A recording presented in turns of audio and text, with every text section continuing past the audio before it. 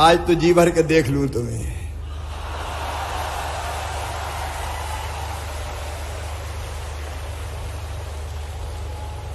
तुम्हारे चेहरे की मुस्कुराहट ने मेरी जिंदगी सार्थक कर दी।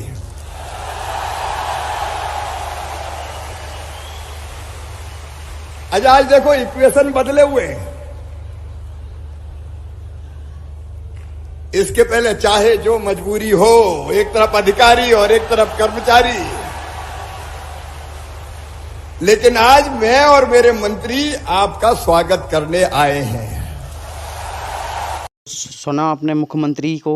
आप समझ सकते हैं कि इधर मध्य प्रदेश के अतिथि शिक्षक आंदोलन कर रहे हैं, प्रदर्शन कर रहे हैं। मुख्यमंत्री सुनने को तैयार नहीं है। उधर बच्चों के लिए स्काई योजनाएं लेकर आ गए। मुख्यमंत्री कमाई योजना से क्या मध्य प्रदेश के अतिथि शिक्षक और बेरोजगारों को रोजगार मिलेगा? हमारे उन मध्य प्रदेश के 52 जिले को अतिथि शिक्षकों को नियमित कर दीजिए। आउटसोर्स कर्मचारी हैं उनको नियमित कर दीजिए। जितने भी संविदा में हैं उन लोगों को नियमित कर दो। कम से कम उनका भविष्य तो सुधर जाएगा। उनकी आयु बढ़ रही है। शर्म आना चाहिए मध्य प्रदेश के मुख्यमंत्री को। अगली खबर आपको बता दें। अगली खबर राजधानी भोपाल से, जहां मध्य प्रदेश के युवाओं के लिए बहुत अच्छी खबर, बहुत बड़ी खबर सामने आ रही है। 4 जुलाई को लॉन्च होगी सीएम की सीखो कमाओ योजना। रविंद्र भवन में योजना का शुभारंभ कार्यक्रम होगा। कार्यक्रम में MMSKY पोर्टल का भी शुभारंभ होगा। साथ ही कार्यक्रम का जिला मुख्यालय पर प्रसारण भी किया जाएगा। तो देखिए, राज्य सरकार की ओर से मुख्यमंत्री सीखो कमाओ योजना लाई जा रही है, जिसको 4 जुलाई को लॉन्च किया जाएगा। और ऐसे में युवाओं को रोजगार के माध्यम से कहीं ना कहीं अब बीजेपी सरकार साधने का प्रयास करेगी, क्योंकि चुनावी लिहाज से ये योजना काफी अहम साबित होगी युवाओं के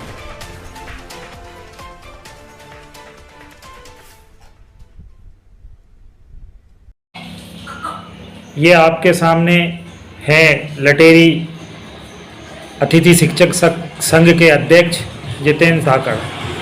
नमस्कार सर जी। नमस्कार। कल जो बीजेपी सरकार में शिवराज जी ने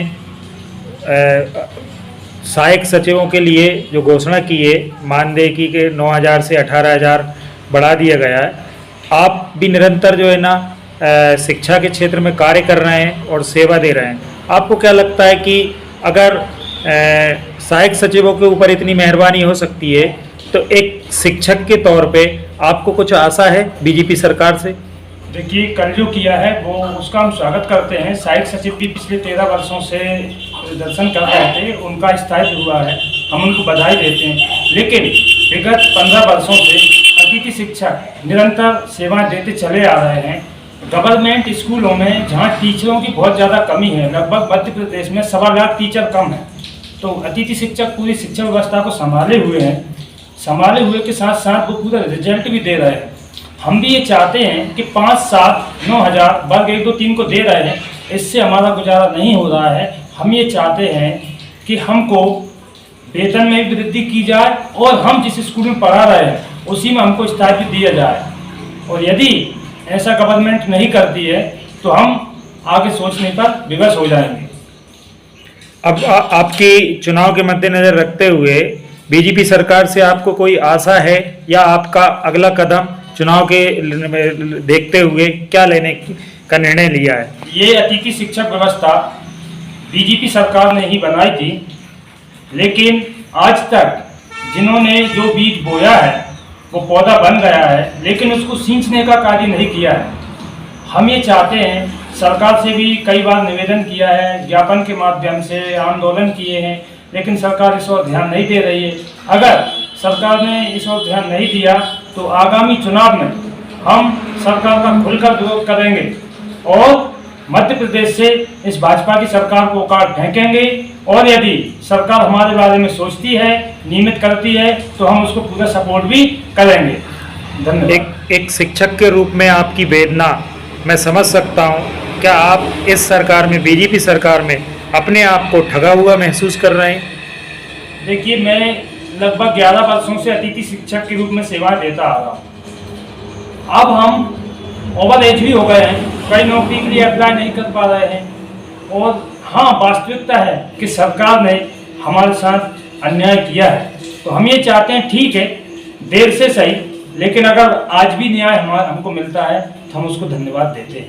बहुत बहुत धन्यवाद हमसे बात करने के लिए। ये थे अतिथि शिक्षक संघ के लटेरी के अध्यक्ष जितेंद्र धाकड़। कहने पे एक बार तो खड़े होंगे, खड़े होंगे कि नहीं खड़े होंगे?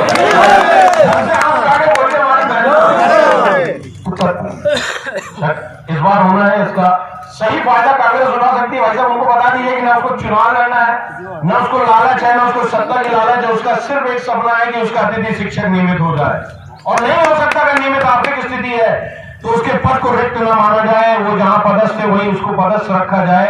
छोटी सी चीज है भाई साहब, बहुत आसानी से दी जा सकती है। और इनका पैसा कम भैया लोक शिक्षण संचालनालय से रुका हुआ है।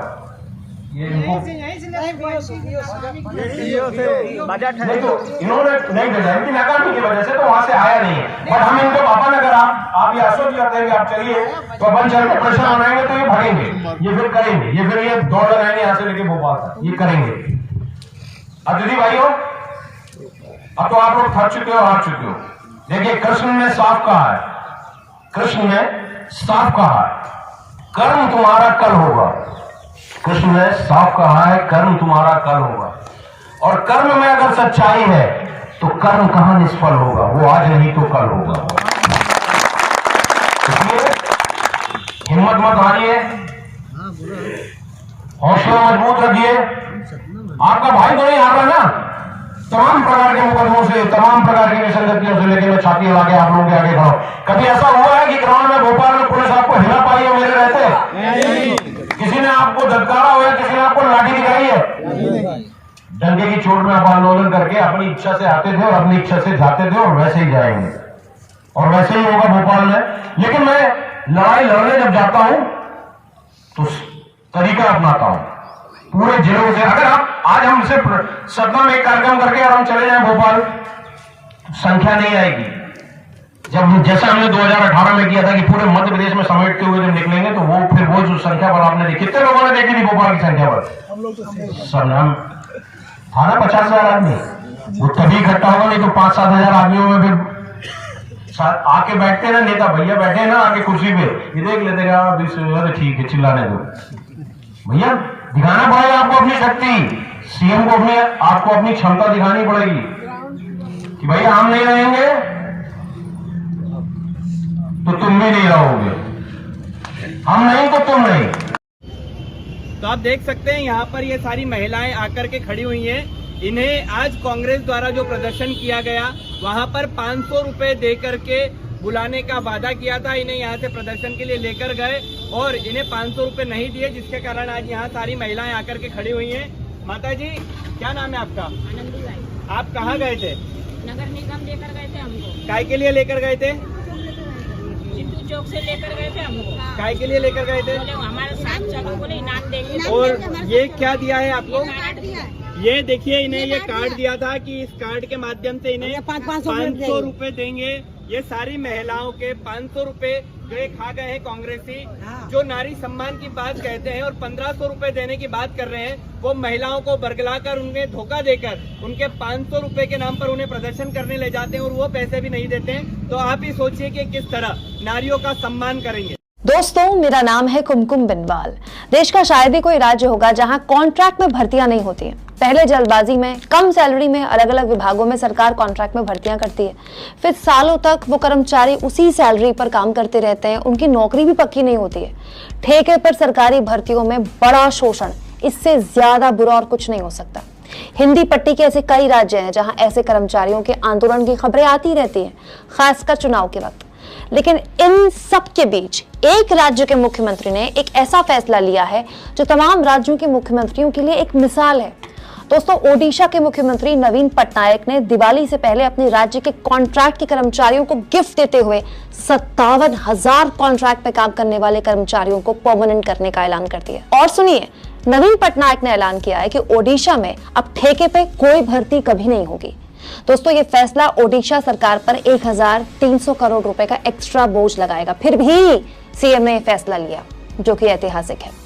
नवीन पटनायक दोस्तों देश के उन कुछ चुनिंदा मुख्यमंत्रियों में से हैं जिनके ना तो आपने कभी अखबारों में बड़े बड़े एड्स देखे होंगे, ना ही टीवी में उनके लंबे चौड़े भाषण। आपने देखे होंगे, क्योंकि वो विज्ञापनों पे पैसा नहीं खर्च करते। बिना किसी शोर शराबे के पिछले 22 सालों से नवीन बाबू ओडिशा को एक बीमार राज्य से देश के सबसे तेजी से आगे बढ़ने वाले राज्यों में से एक बना रहे हैं। जब भी कोई बेस्ट सीएम वाला डेटा निकल कर आता है, कोई भी एजेंसी ऐसा कोई रिसर्च करती है ना, नवीन पटनायक नंबर 2, नंबर 1 और नंबर 3 की लिस्ट में से एक होते हैं। दोस्तों, जब भी कोई नेता 22 सालों तक मुख्यमंत्री जैसे पद पर रहता है ना, तो उसमें घमंड आ जाता है, अहंकार आ जाता है, वो जनता से दूर हो जाता है। ये होता है, हर किसी के साथ होता है। लेकिन नवीन पटनायक ने ऐसे किसी अवगुण को खुद को छूने भी नहीं दिया। क्या आप जानते हैं, नवीन पटनायक शायद देश के इकलौते ऐसे मुख्यमंत्री हैं जो अपनी राज्य की भाषा नहीं बोल सकते, नहीं आती उनको बोलनी, लेकिन उससे ऊपर जाकर नवीन पटनायक ने अपने राज्य के लोगों के मन की बात समझी और पूरी तरह से कॉन्ट्रैक्ट भर्ती ही अपने राज्य में खत्म कर दी। दोस्तों, ज्यादा पुरानी बात नहीं है जब प्रधानमंत्री नरेंद्र मोदी ओडिशा गए और नवीन पटनायक सरकार से बात की और कहा कि एक चक्रवाती तूफान आने वाला था ओडिशा, उसको लेकर बातचीत हुई पीएम मोदी और सीएम नवीन पटनायक की। और पीएम मोदी ने कहा कि केंद्र सरकार आपको 500 करोड़ रुपए की मदद देती है, पीएम ने ऐलान किया, और अगर आपको जरूरत होगी तो हम आपको और मदद देंगे। जानते हैं जवाब में सीएम नवीन पटनायक ने क्या कहा पीएम मोदी को? नवीन पटनायक ने प्रधानमंत्री का धन्यवाद किया और कहा कि ओडिशा को आर्थिक सहायता की जरूरत नहीं है, होगी तो मांग लेंगे। दोस्तों, अपने राज्य में कॉन्ट्रैक्ट पर काम करने वाले कर्मचारियों को जितना पैसा खर्च करके नवीन पटनायक ने नियमित किया है ना, उतना तो हिंदी पट्टी वाले राज्यों की सरकारें अपने प्रचार में चैनलों और अखबारों में बांट देती है। इन सब के आगे नवीन पटनायक एक मिसाल है, जिन्होंने बस अपने फैसलों के बूते 22 साल तक सीएम रहने के बावजूद अपनी लोकप्रियता बनाए रखी। पॉलिटिक्स हो तो ऐसे ही। Thanks for watching. Like and comments and subscribe.